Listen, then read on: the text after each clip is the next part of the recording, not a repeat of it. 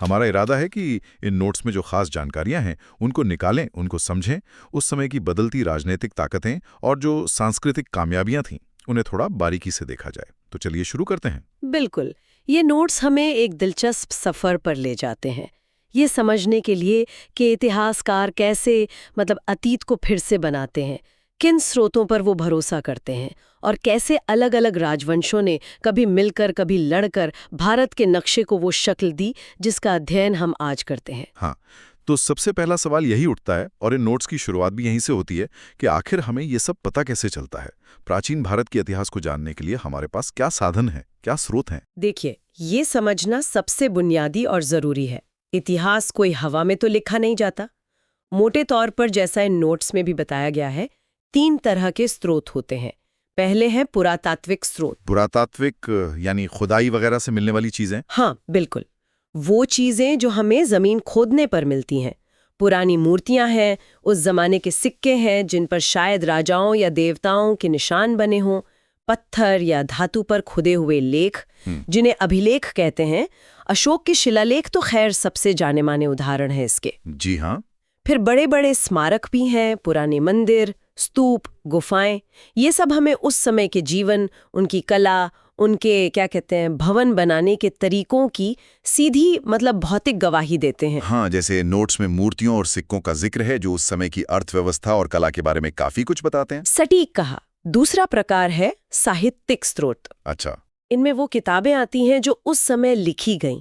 ये धार्मिक भी हो सकती हैं, जैसे वेद हैं, पुराण, रामायण, महाभारत, जिनका समाज पर बहुत गहरा असर था। और ऐतिहासिक या कहें अर्ध ऐतिहासिक ग्रंथ भी, जैसे कल्हण की राज तरंगिणी, जिसमें कश्मीर का एक क्रम से इतिहास मिलता है, या बाणभट्ट का हर्षचरित, जो राजा हर्षवर्धन के जीवन और उनके समय पर रोशनी डालता है।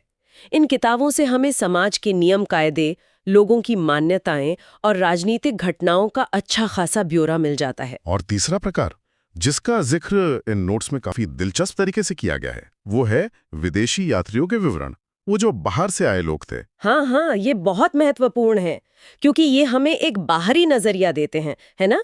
सोचिए, कोई बाहर से आकर आपके समाज को देख रहा है और उसके बारे में लिख रहा है। चीन से फाइयान आए थे गुप्त काल में, हुएनसांग आए हर्षवर्धन के समय। हाँ, मेगास्थनीज का भी नाम आता है। जी, उनसे भी पहले यूनान से मेगास्थनीज मौर्य दरबार में रहे, और बाद के समय में अरब यात्री जैसे अल-बरूनी या इब्न बतूता भारत आए। इनके लिखे जो यात्रा वृत्तांत है, वो हमें उस समय के भारत के समाज, यहाँ के रीति रिवाजों, व्यापार, शासन प्रशासन के बारे में वो बातें बताते हैं जो शायद यहाँ के लेखकों ने नज़रअंदाज कर दिए हों या ज़रूरी ना समझी हों। तो मतलब ये हुआ कि किसी एक स्रोत पर पूरी तरह निर्भर नहीं रहा जा सकता। इन नोट्स को पढ़ते हुए भी ये एहसास होता है कि इतिहासकारों को अब इन अलग-अलग धागों को बुनकर ही अतीत की एक तस्वीर बनानी पड़ती होगी। आपने बिल्कुल सही पकड़ा। देखिए, हर स्रोत की अपनी खूबी होती है और अपनी सीमा भी। कोई सिक्का शायद राजा का नाम और समय बता दे, पर समाज के बारे में शायद कुछ न कहे। कोई धार्मिक ग्रंथ शायद नैतिक मूल्यों की बात करे, पर राजनीतिक घटनाओं का सही क्रम न बताए। और विदेशी यात्री भी तो अपने नजरिए से लिखते होंगे। बिल्कुल, वो अपनी समझ और अपने पूर्वाग्रहों से प्रभावित हो सकते हैं। इसीलिए इतिहासकार इन सभी स्रोतों को, पुरातात्विक खोजों, साहित्यिक ग्रंथों और विदेशी विवरणों को एक साथ रखते हैं, उनकी तुलना करते हैं, एक दूसरे से उनकी पुष्टि करते हैं। तब जाकर ही प्राचीन भारत के राजनीतिक, सामाजिक, आर्थिक और धार्मिक जीवन की एक ज्यादा भरोसेमंद और कह सकते हैं संतुलित तस्वीर बनाने की कोशिश करते हैं। स्रोतों की ये बुनियाद समझने के बाद चलिए अब इन नोट्स के अगले हिस्से पर चलते हैं। यह हमें उत्तर भारत की राजनीतिक उथल-पुथल में ले जाता है। हर्षवर्धन के बाद का समय, जैसा नोट्स में इशारा है, एक तरह के शक्ति शून्य का दौर था और कन्नौज शहर अचानक बहुत महत्वपूर्ण हो गया। यहीं पर यशोवर्मन का नाम सामने आता है। हाँ, हर्षवर्धन की मृत्यु के बाद उत्तर भारत में कोई एक बड़ी सर्वमान्य केंद्रीय शक्ति नहीं रही। कन्नौज, जो हर्षवर्धन की इतनी शानदार राजधानी थी, अब सत्ता का केंद्र और प्रतिष्ठा का प्रतीक बन गया। इसी माहौल में लगभग 725 ईस्वी के आसपास यशोवर्मन कन्नौज में उभर कर सामने आए। उनका लक्ष्य था कन्नौज के पुराने गौरव को वापस लाना। उनके दरबारी कवि थे वाकपति, जिन्होंने प्राकृत भाषा में गौडवाहो नाम का एक काव्य लिखा। इस काव्य में यशोवर्मन की सैनिक जीत का बड़ा गुणगान है, खास तौर पर बंगाल यानी गौड़ पर उनकी जीत का जिक्र है। उन्होंने वाकई कन्नौज को फिर से एक प्रमुख राजनीतिक और सांस्कृतिक केंद्र बनाने की कोशिश की। लेकिन नोट्स बताते हैं कि उनका ये दौर ज्यादा लंबा नहीं चला। उनका सामना दूसरी ताकतों से भी हुआ। सही कहा, उनकी बढ़ती ताकत और महत्वाकांक्षा ने उन्हें सीधे गुर्जर प्रतिहार वंश के शासक नागभट्ट प्रथम के साथ टकराव में ला खड़ा किया। लगभग 752 ईस्वी के आसपास एक युद्ध हुआ जिसमें यशोवर्मन हार गए, और ये घटना कन्नौज के इतिहास में एक नया मोड़ लाती है, क्योंकि अब कन्नौज पर नियंत्रण के लिए एक लंबा संघर्ष शुरू होने वाला था। और यहीं से वो अध्याय शुरू होता है जिसका जिक्र नोट्स में प्रमुखता से है, त्रिपक्षीय संघर्ष। ये नाम तो इतिहास की किताबों में बार बार आता है। ये था क्या असल में, और इतना अहम क्यों था? जी, ये भारतीय इतिहास का एक बेहद नाटकीय और बहुत लंबा चलने वाला संघर्ष था। लगभग 8वीं सदी से शुरू होकर 10वीं सदी तक, यानी करीब 200 सालों तक, 3 बड़ी ताकतें कन्नौज शहर पर अपना दबदबा कायम करने के लिए आपस में लड़ती रहीं। क्योंकि उस समय कन्नौज पर कब्जा करना मतलब एक तरह से पूरे उत्तर भारत पर राज करने जैसा माना जाता था। अच्छा, और ये 3 ताकतें कौन थीं? ये 3 महाशक्तियां थीं। एक तो उत्तर पश्चिम भारत से गुर्जर प्रतिहार, इनके संस्थापक नागभट्ट प्रथम थे और बाद में मिहिर भोज जैसे बहुत शक्तिशाली शासक हुए जिन्होंने एक बड़े साम्राज्य पर राज किया। दूसरे पूर्व में यानी आज के बंगाल और बिहार के इलाकों से थे पाल वंश के शासक। गोपाल को इनका संस्थापक मानते हैं और इनके सबसे प्रसिद्ध राजा हुए धर्मपाल, जिन्होंने मशहूर विक्रमशिला विश्वविद्यालय की नींव रखी थी। विक्रमशिला, हाँ सुना है। और तीसरी शक्ति थी दक्षिण भारत से उत्तर की ओर बढ़ने वाली राष्ट्रकूट वंश। इनके संस्थापक दंती दुर्ग थे और इनकी राजधानी मान्यखेड़ थी, जो आजकल कर्नाटक में मालखेड़ नाम से जानी जाती है। ये तीनों ही वंश कन्नौज को अपनी शक्ति और अपनी प्रतिष्ठा का केंद्र बनाना चाहते थे। लेकिन सिर्फ एक शहर कन्नौज के लिए इतनी बड़ी लड़ाई 200 साल तक? इन नोट्स में इसके सामरिक और व्यापारिक महत्व का उल्लेख है। क्या यही मुख्य कारण थे? हाँ, देखिए, कन्नौज की जो भौगोलिक स्थिति थी वो कमाल की थी। ये गंगा के बहुत उपजाऊ मैदान के ठीक बीच में था, और जो महत्वपूर्ण व्यापारिक रास्ते थे उन पर इसको नियंत्रण था। फिर हर्षवर्धन के समय से ही ये उत्तर भारत की राजनीतिक सत्ता का प्रतीक बन चुका था। तो कन्नौज पर कब्जा करने का मतलब था न सिर्फ आर्थिक और सामरिक लाभ, बल्कि पूरे उत्तर भारत में अपनी धाक जमाना। और ये तीनों ही राजवंश विस्तारवादी थे, तो कन्नौज उनकी महत्वाकांक्षाओं का केंद्र बिंदु बन गया। तो 200 साल के इस लंबे संघर्ष का आखिर नतीजा क्या निकला? नोट से इशारा करते हैं कि कोई एक स्पष्ट विजेता नहीं था इसमें। यही इस संघर्ष की सबसे दिलचस्प बात है। कोई भी एक शक्ति कन्नौज पर हमेशा के लिए अपना कब्जा नहीं जमा पाई। पासा लगातार पलटता रहा। कभी पाल शासक धर्मपाल ने कन्नौज पर कब्जा कर लिया, वहां अपना कोई कठपुतली शासक बिठा दिया, तो कभी राष्ट्रकूट राजाओं जैसे ध्रुव या गोविंद तृतीय ने उत्तर भारत तक बड़े सफल सैन्य अभियान किए और प्रतिहारों को हराया।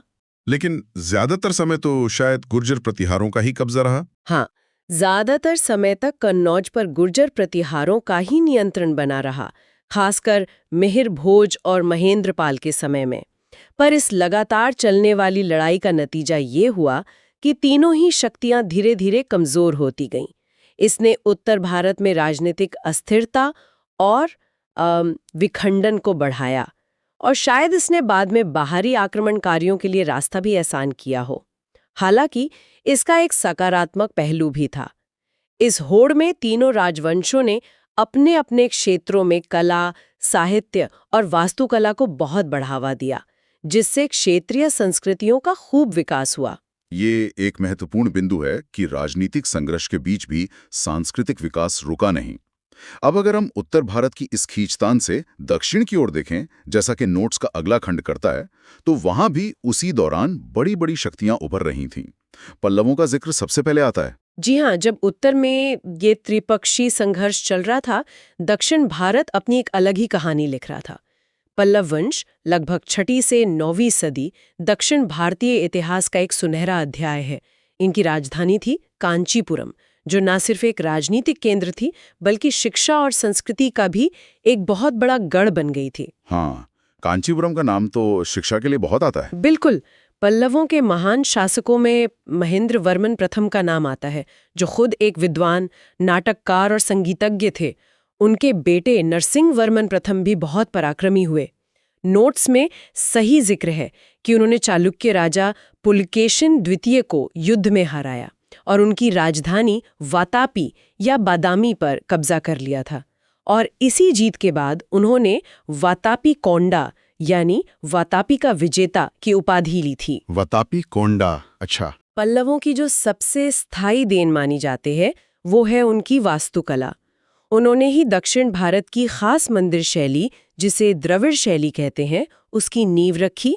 इस शैली की पहचान है ऊंचे पिरामिड जैसे विमान यानी गर्भगृह के ऊपर का टावर और बड़े सजे हुए प्रवेश द्वार, जिन्हें गोपुरम कहते हैं। महाबलीपुरम के मंदिर तो बहुत प्रसिद्ध हैं। जी, महाबलीपुरम, जिसे मामल्लपुरम भी कहते हैं, वहां समुद्र किनारे खड़े एक ही पत्थर से तराशे हुए रथ मंदिर और चट्टानों को काटकर बनाए गए गुफा मंदिर यानी मंडप पल्लव कला के अद्भुत नमूने हैं।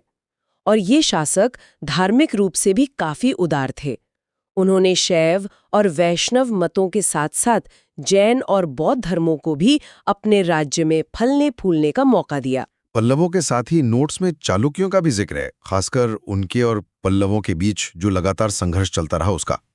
चालुक्यों की क्या खासियत थी? चालुक्य वंश लगभग 6वीं से 12वीं सदी भी दक्षिण की एक बड़ी ताकत था, जिनका पल्लवों से काफी लंबा संघर्ष चला।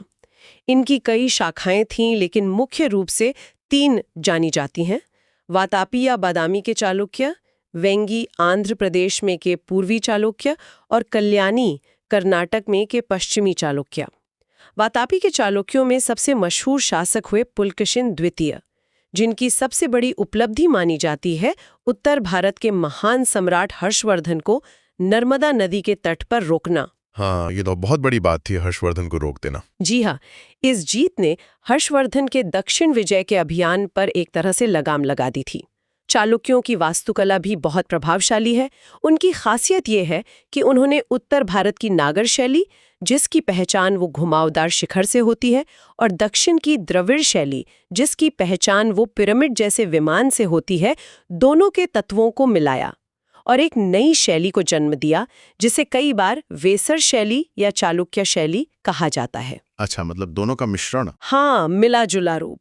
ऐहोल नाम की एक जगह है जिसे भारतीय मंदिर वास्तुकला का पालना या मंदिरों का नगर भी कहते हैं।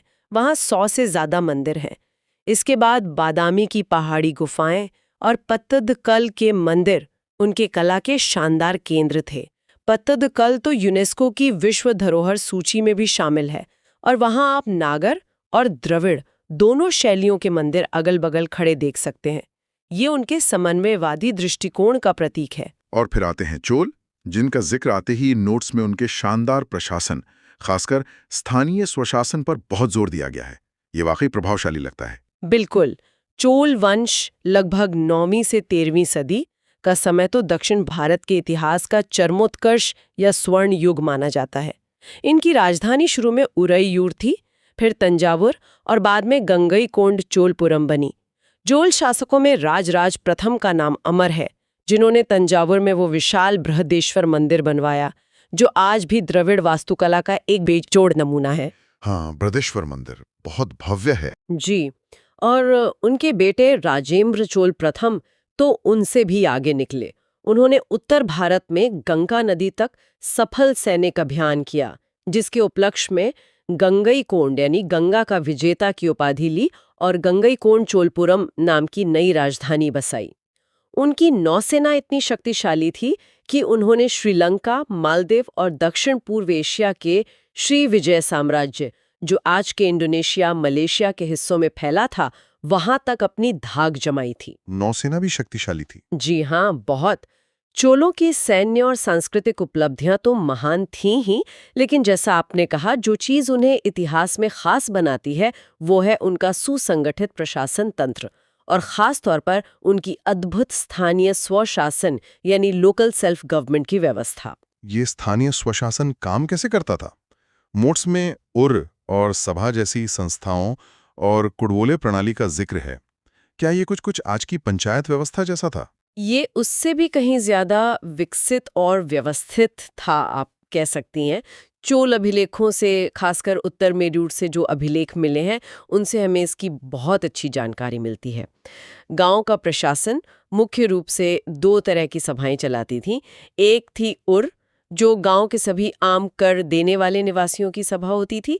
दूसरी थी सभा या महासभा, जो खास तौर पर उन गांवों में होती थी जहां ब्राह्मण रहते थे, जिन्हें अग्रहार या ब्रह्मदेव गांव कहते थे। अच्छा। ये सभाएं काफी हद तक स्वायत्त थीं और अपना काम करने के लिए कई समितियां, जिन्हें वारियम कहते थे, बनाती थीं, जैसे बाग बगीचों की समिति, सिंचाई तालाबों की समिति, न्याय समिति, कर वसूलने वाली समिति वगैरह वगैरह। और सदस्यों का चुनाव कैसे होता था? ये कुडुवलाई क्या चीज थी? से अनोखी बात थी इन समितियों के सदस्यों को चुनने का तरीका, जिसे कुडुवोले कहा जाता था। इसमें क्या करते थे कि गांव को वार्डों में बांट दिया जाता था। हर वार्ड से जो लोग निर्धारित योग्यता रखते थे, जैसे उम्र, शिक्षा, संपत्ति की कुछ शर्तें थीं, उनके नाम ताड़ के पत्तों ओले पर लिखकर एक घड़े कुडुम में डाल दिए जाते थे। अच्छा, पर्चियों पे नाम लिखकर? जी हाँ। फिर एक सार्वजनिक सभा में किसी छोटे बच्चे से कहा जाता था कि वो बिना देखे एक एक पर्ची निकाले। जिनका नाम निकलता, वे सदस्य चुन लिए जाते थे। ये एक तरह की लॉटरी प्रणाली थी जो निष्पक्ष चुनाव सुनिश्चित करती थी। कमाल है। मतलब लॉटरी से चुनाव उस जमाने में? है ना अद्भुत?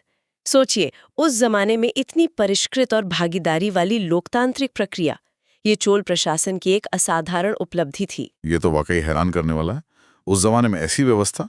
चलिए अब नोट्स के आखिरी लेकिन बहुत महत्वपूर्ण हिस्से पर आते हैं।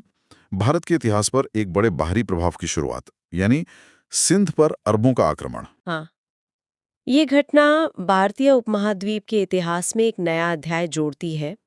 ये आक्रमण 712 ईस्वी में हुआ। उस समय दमिश्क में उमैयद खलीफा का शासन था। उनके इराक के गवर्नर थे अल हज्जाज। उनके भतीजे और दामाद, एक युवा सेनापति मोहम्मद बिन कासिम के नेतृत्व में अरब सेना ने सिंध पर हमला किया। और सिंध पर समय राजा दाहिर थे? जी, सिंध पर उस समय राजा दाहिर का शासन था, जो चाच वंश के एक ब्राह्मण राजा थे।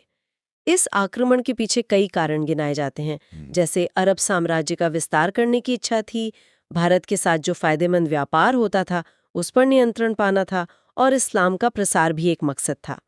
लेकिन एक तात्कालिक कारण भी बना। कहा जाता है कि देबल, जो आज के कराची के पास एक बंदरगाह था, उसके पास कुछ अरब जहाज़ों को समुद्री डाकुओं ने लूट लिया था। अच्छा। तो अल हज्जाज ने राजा दाहिर से इसका हर्जाना मांगा। दाहिर ने ये कहते हुए मना कर दिया कि भाई समुद्री डाकू तो मेरे नियंत्रण से बाहर हैं। इसी घटना को एक तरह से बहाना बनाकर आक्रमण कर दिया गया। तो इसका फौरी नतीजा क्या रहा और भारत के इतिहास के लिए इसके दूरगामी मायने क्या थे, जैसा कि नोट्स में बताया गया है? नतीजा ये हुआ कि मोहम्मद बिन कासिम ने राजा दाहिर को रावर के युद्ध में निर्णायक रूप से हरा दिया। राजा दाहिर लड़ते हुए मारे गए। इसके बाद अरब सेना ने सिंध की राजधानी अरोड़ और फिर महत्वपूर्ण शहर मुल्तान पर भी कब्जा कर लिया। इस तरह सिंध और मुल्तान का क्षेत्र अरब खिलाफत का हिस्सा बन गया। लेकिन ये शासन वहीं तक सीमित रहा। हाँ, हालांकि अरबों की शक्ति मुख्य रूप से इसी इलाके तक सीमित रही। वो उत्तर भारत में और अंदर तक घुसने में सफल नहीं हो पाए, क्योंकि उन्हें गुर्जर प्रतिहारों और दूसरी भारतीय शक्तियों से कड़ा मुकाबला करना पड़ा। लेकिन इस विजय का ऐतिहासिक महत्व बहुत गहरा था। ये पहला मौका था जब भारत का एक हिस्सा सीधे तौर पर किसी इस्लामी राजनैतिक शक्ति के अधीन आया। इससे भारत और जो नई इस्लामी दुनिया उभर रही थी, उसके बीच सीधा और स्थायी संपर्क स्थापित हुआ, और इसके बहुत महत्वपूर्ण सांस्कृतिक परिणाम हुए। सांस्कृतिक परिणाम? जैसे भारतीय ज्ञान विज्ञान की कई चीजें, खास तौर पर गणित जैसे शून्य और दशमलव प्रणाली, खगोल विज्ञान, चिकित्सा यानी आयुर्वेद और दर्शन, ये सब अरबों के माध्यम से बगदाद पहुंची। वहां उनका अरबी भाषा में अनुवाद हुआ और वहां से ये ज्ञान आगे चलकर यूरोप तक पहुंचा। दूसरी तरफ इसने भविष्य में होने वाले तुर्क आक्रमणों और भारत में इस्लामी सल्तनतों की स्थापना की एक तरह से पृष्ठभूमि भी तैयार की। तो आज की इस चर्चा से ये साफ है कि प्राचीन भारत का इतिहास कितना बहुआयामी और गतिशील था। हमारे सामने जो ये नोट्स हैं वो दिखाते हैं कि कैसे अलग अलग स्रोत हमें उस अतीत की एक झलक देते हैं। हमने देखा कि उत्तर भारत में कन्नौज जैसे सत्ता के केंद्र के लिए कैसा त्रिकोणीय संघर्ष चला, जिसने राजनीतिक अस्थिरता तो लाई पर शायद क्षेत्रीय पहचानों को भी मजबूत किया हो। बिल्कुल। वहीं दक्षिण में पल्लव, चालुक्य और खासकर चोलों ने न केवल शक्तिशाली राज्य बनाए बल्कि कला, स्थापत्य कला, चाहे वो महाबलीपुरम के रथ हों, पट्टदक्कल के मंदिर हों या तंजावुर का बृहदेश्वर मंदिर, और प्रशासन के क्षेत्र में खासकर चोलों की वो स्थानीय स्वशासन प्रणाली, ऐसी मिसालें कायम की जो आज भी हमें चकित करती हैं। और फिर सिंध पर अरब आक्रमण ने भारत को बाहरी दुनिया के साथ एक नए रिश्ते में बांध दिया, जिसके सांस्कृतिक और राजनीतिक प्रभाव सदियों तक महसूस किए गए। इन सारी जानकारियों को एक साथ रखकर देखें तो एक विचार मन में आता है, कुछ ऐसा जिस पर हमारे श्रोता भी सोच सकते हैं। हाँ, सोचने वाली बात यह है कि जिस समय उत्तर भारत त्रिपक्षीय संघर्ष जैसी राजनीतिक खींचतान में उलझा हुआ था और दक्षिण भारत अपने साम्राज्यों और अपनी अनूठी प्रशासनिक व्यवस्थाओं का विकास कर रहा था, उसी दौरान उत्तर पश्चिम से एक नई बाहरी शक्ति का प्रवेश होता है। तो ये तीनों धाराएं, उत्तर का संघर्ष, दक्षिण का विकास और बाहरी संपर्क, ये आपस में कैसे जुड़ रही थीं, कैसे एक दूसरे को प्रभावित कर रही थीं? और क्या उत्तर भारत की वो राजनीतिक अनेकता और आपसी लड़ाइयां जो त्रिपक्षीय संघर्ष से और बढ़ीं, क्या उन्होंने आगे चलकर बाहरी आक्रमणों का सामना करना मुश्किल बना दिया? बिल्कुल। ये विचार करने योग्य प्रश्न है कि उस युग की जो क्षेत्रीय शक्तियां थीं और उनकी जो आपसी प्रतिस्पर्धा थी, उसने मध्यकालीन भारत के भविष्य को किस तरह से गढ़ा और प्रभावित किया।